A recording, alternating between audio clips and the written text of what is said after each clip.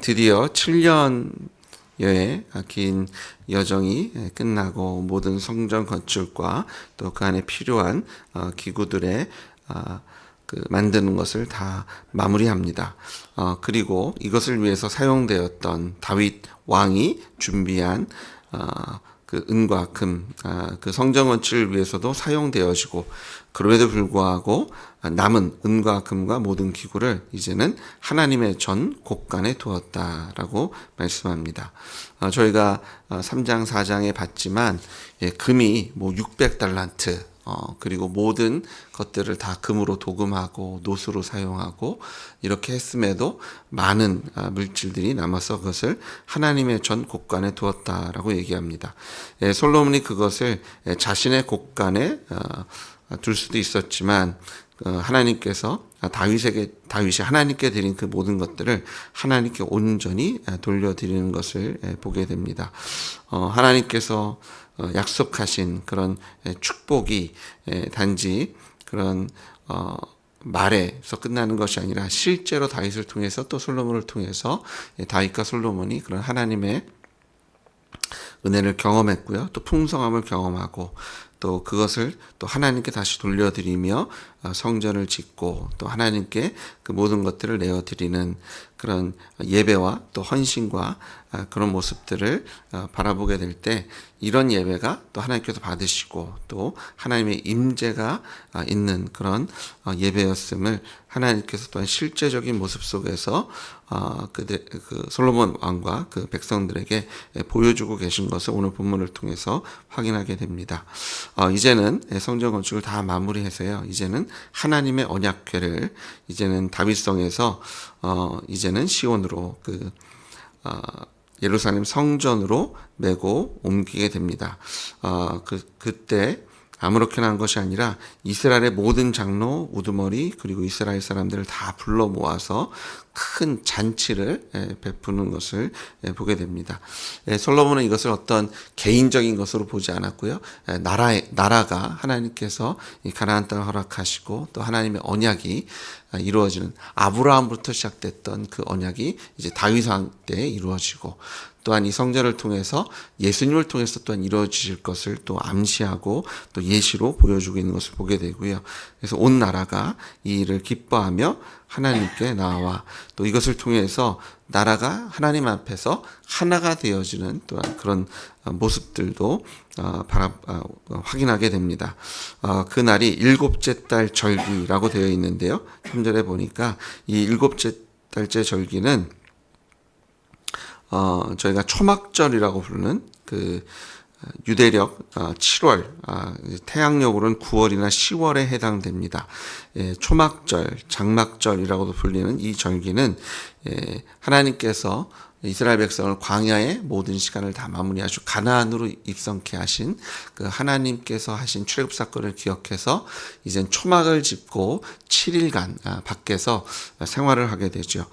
그 절기에 맞춰서 이제 온 백성들을 모으고 하나님의 언약궤를 이제는 지성소 안으로 메어 드리는 큰 의식을 치르게 되고요. 이제는 어떻게 보면 성전을 하나님께 봉헌하는 또 입당하는 어떤 그런 의미의 큰 절기 낙성식을 가지게 되는 걸 보게 됩니다. 이런 일들이 이제 5장부터 시작해서 7장까지 쭉 이어지는 것을 보게 됩니다. 이 절기를 통해서 어쨌든 말씀에 따라서 이 절기를 하려면 예루살렘은 다 올라와야 하기 때문에 그 하나님의 교회 앞으로 모여야 되기 때문에 그 날을 또 정하고, 그래서 어떻게 보면 성경학자들은 이 모든 것이 마무리한 것보다 한 1년 정도, 한 11개월 이 지난 그런 7월 절기에 이런 큰 행사를 가졌다라고 보는 학자들도 있습니다. 근데 이제 학자들마다 의견이 좀 다른데요. 솔로몬이 이것을 11월에 솔로몬이 11월에 끝냈고 그 다음에 7월에 이 행사를 가졌다라고 보는 학자들도 있습니다. 이 행사 자체만 해도 솔로몬이 아주 준비를 한, 왜냐하면 그럴 수밖에 없는 것이 이때 드려진 제물의 양이 어마어마합니다. 그래서 그냥 다 됐으니까 뭐 모이세요 한 것이 아니라 이것 자체도 솔로몬이 아주 철저히 준비하고, 특별히 오늘 읽은 본문에서는 거대한 성가대가 또한 등장하게 됩니다. 어떤 그런 모든 것들을 예비하고 하나님 앞에 이제는 성전을 내어드리고 또 하나님의 언약궤를 이제 지성소 안으로 옮기는 그 모든 과정들을 행하는 것을 보게 되고요. 이 일에 많은 레위인 제사장들이 참여하게 됩니다. 5장 6절을 보니까 솔로몬 왕과 그 앞에 모인 이스라엘 회중이 그 앞에서 양과 소로 제사를 드렸으니 그 수가 많아 기록할 수 없고 셀 수도 없었더라 라고 말씀합니다. 언약궤가 먼저 메어져 왔을 때 지성소 안으로 한 번에 들어간 것이 아니고요. 일단은 제단 앞에, 성전 뜰 앞에 놓여졌던 것 같고요. 그리고 그때 제사장들이 이 제단에서 하나님께 먼저 제사를 드렸고요. 그리고 나서 이제 언약궤를 메고 지성소 안으로 이제는 언약궤를 옮겨 놓습니다. 그래서 7절에 보니까 제사장들이 여호와의 언약궤를 그 처소에 메어 드렸으니 곧 본전 지성소 그룹들의 날개 아래다라고 얘기합니다. 그래서 일부 학자들은 이것이 다윗이 하나님께 언약궤를 다윗성으로 옮겨 놓았을 때 먼저 하나님께 제사 드렸던 어떤 그런 것을 따라서 이 언약궤를 지성소에 드려놓기 전에 먼저 하나님께 이렇게 제사를 드렸다라고 연결을 하기도 하고요. 그리고 여기서 본전 지성소 그룹들 날개 아래라고 되어 있는데 이 본전 내전에 해당하는 히브리 단어가 네브루 하바이트라는 단어입니다. 이 단어는 지성소를 가리키는데요. 이 문자적인 뜻은 말씀하는 곳이란 뜻을 갖고 있습니다. 그래서 지성소, 본전, 하나님께서 말씀하시는 곳, 하나님께서 이스라엘 백성들을 만나시고 또 말씀하시는 그 자리, 지성소의 의미를 거기에 두고 있고요. 이제는 언약궤를 지성소에 드려드리며 이스라엘 백성들이 하나님께서 우리를 이곳에서 만나 주실 것이다. 우리가 하나님을 만나기 위해서 이 전에 나오겠다라고 또한 다짐하고 있고 결단하고 있는 것을 이 본전이라는 단어를 통해서 또한 확인할 수 있습니다. 이곳이 하나님께 우리가 드리는 예배의 처소입니다. 하나님께서 이곳에서 우리를 통해서 영광 받으시고 경배 받아 주실 줄 믿습니다. 우리를 또한 만나 주실 줄 믿습니다. 우리가 한 건물을 정하고요. 거기에 십자가를 내어 들고 특별히 교회 또 이곳을 예배당이라고 부르는 것은 우리의 믿음이죠. 이곳에서 우리가 하나님을 예배하고 경배할 때 하나님께 우리를 만나 주시고 또 우리를 통해서 영광 받아 주시겠다. 하나님께서 참으로 우리를 만나시고 역사하시며 이곳의 예배를 기뻐하시는 줄 믿습니다. 지금 제사장들이 함께 모여 지성소에 언약궤를 내어드리며 그것을 본전 데비루 하마이트라고 부르면서 이곳은 하나님께서 말씀하시는 곳이다 라고 지정하고 선포하고 있습니다.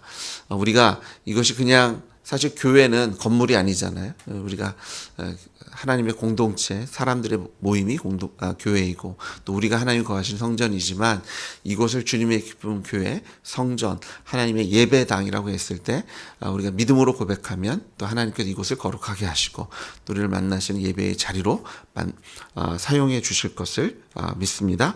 우리 마음에 이곳을 하나님께서 말씀하신 곳이다라고 선포하시고 매일 아침 새벽 제단을 쌓으시고 또 이곳에서 기도하시고 찬양하고 예배할 때 하나님께서 신실하신 하나님께서 우리를 만나시고 예배 속에서 영광 받으시며 우리에게 하나님의 은혜와 풍성한 것으로 채워주실 것을 믿습니다.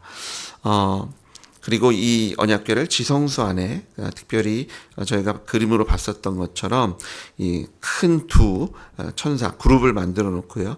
큰 날개가 지성소의 이쪽 끝에서 저쪽 끝까지 네 날개가 다 연결되어 있죠. 그 날개 밑에 이제 언약궤를 내어놓게 되고요.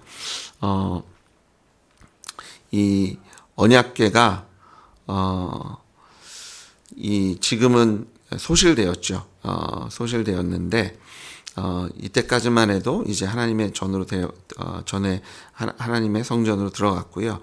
예루살렘이 그 멸망할 때 기원 전 586년에 예루살렘이 그 함락되게 되죠. 그때 소실됩니다. 그래서 오늘 우리가 본문에는 오늘까지 그곳에 있었다라고 말씀하고 있지만 그것은 이제 에스라가 이것을 옮길 때는 아마 역대기에 있는 것들을 이제 인용해서 쓰였을 텐데 그 시대 이제 그 예루살렘이 함락되기 전까지 있었다라는 표현으로 이해하는 것이 맞고요.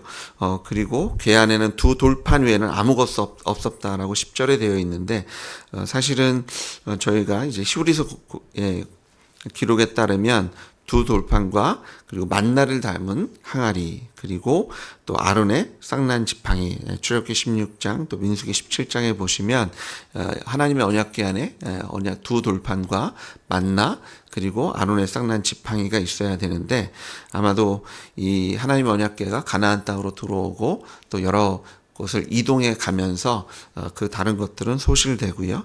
하나님의 언약궤만 남겨졌을 것으로 여겨집니다. 그래서 솔로몬이 하나님의 언약궤를 지성소 안으로 들였을 때는 이제 두 돌판만 남은 상황인 것을 저희가 말씀을 통해서 확인되고요. 아마도 여기저기 옮겨지는 과정 속에서 분신됐다라고 이제 많은 학자들이 여기고 생각하고 있습니다. 참 안타깝지만 근데 사실 그 안에 무엇이 있는 것. 근데 하나님께서 두 돌판은 또 지켜주신 것. 사실 가장 중요한 것은 하나님의 언약이죠.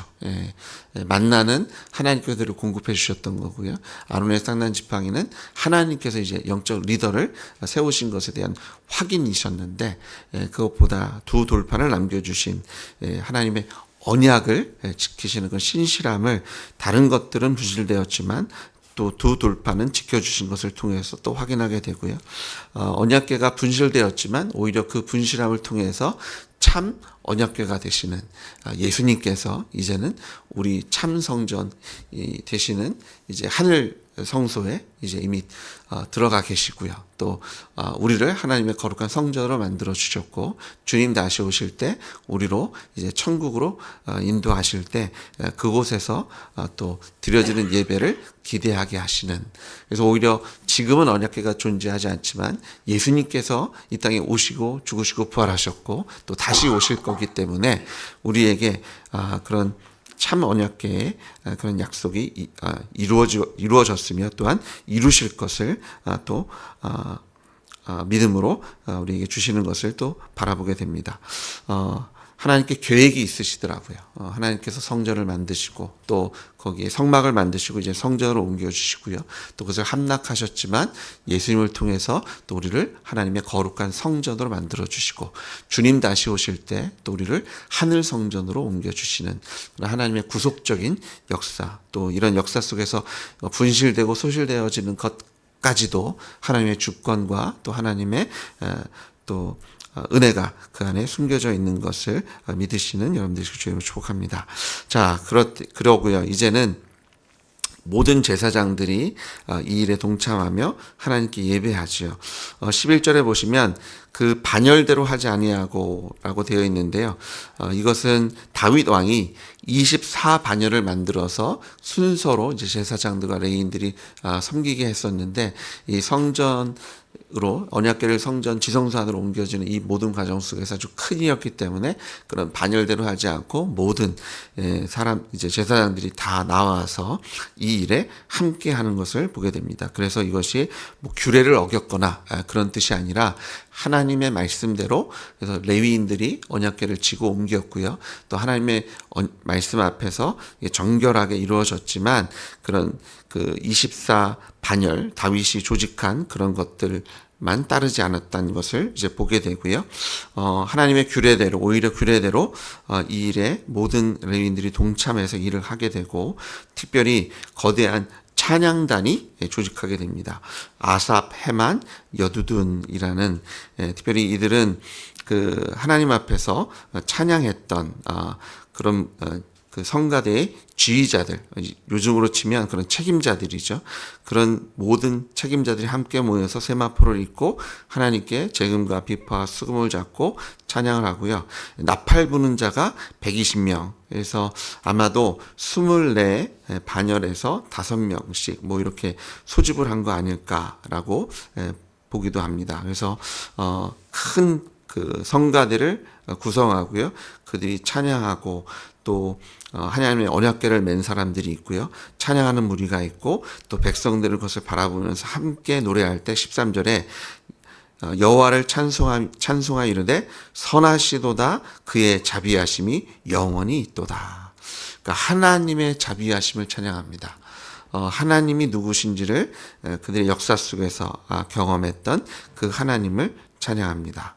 선하신 하나님, 자비하신 하나님, 또 영원하신 하나님. 그 언약이 지금 이루어지고 있잖아요. 하나님께서 맺으신 그 언약이 나단을 통해서 또 다윗에게 주신 성전이 건축되어지고 이런 그런 언약이 이루어지는 것을 통해서 하나님의 선하심과 또 자비하심과 또 하나님의 그 언약의 신실하심을 노래하고 있는 것을 보게 됩니다. 솔로몬이 그 함께 백성들이 하나님의 자비하심, 이 모든 성전을 건축하는 것이 사람들의 능력이 아니라 하나님께서 하셨다라는 고백이고요. 가나안 땅에 이렇게 그 나라를 세워주신 것도 다윗 왕의 훌륭함이 아니라 솔로몬의 지혜가 아니라 하나님께서 하셨다라는 것들을 고백하는 것이 여호와의 선하심과 자비하심과 그 영원하심을 찬양하는 것을 통해서 드러납니다. 오늘 이 예배를 통해서 그들은 하나님의 절대적인 주권, 하나님께서 역사의 주체가 되시고 그들을 인도하시고 이 자리까지 인도하셨으며 또 그 안에서 그들을 끝까지 인도하실 그 하나님이 누구신지를 정확히 찬양하고 있는 것을 바라보게 됩니다. 그냥 우상들을 섬기면서 이렇게 복 주십시오, 저렇게 해 주십시오가 아니라 그 역사의 주제가 되시는 하나님을 정확히 찬양하고 예배할 때 하나님께서 그 예배를 받으시고 하나님의 임재로 그 예배를 응답해 주신 걸 보게 됩니다. 그래서 14절에 보니까 하나님께서 구름이 그 성전에 가득하게 되고요. 여호와의 영광이 하나님의 전에 가득했다라고 선포하는 것으로 오늘 본문이 마무리되게 되고요.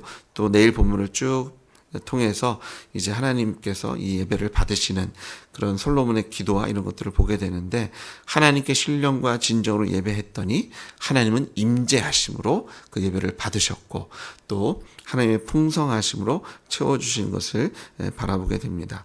하나님은 선하시며 자비하시며 영원하신 것을 믿으시는 여러분들 주님을 축복합니다. 우리가 드리는 예배가 이것 좀 해주세요, 뭐 저것 좀 해주세요, 이것이 아니라 하나님이 누구신지, 하나님은 예배받기에 또 경배받기에 합당하신 창조주, 심판주, 알파, 오메가의 하나님이신 줄 믿으시고 그 하나님을 예배하고 경배하시는 여러분 되시길 주님으로 축복합니다.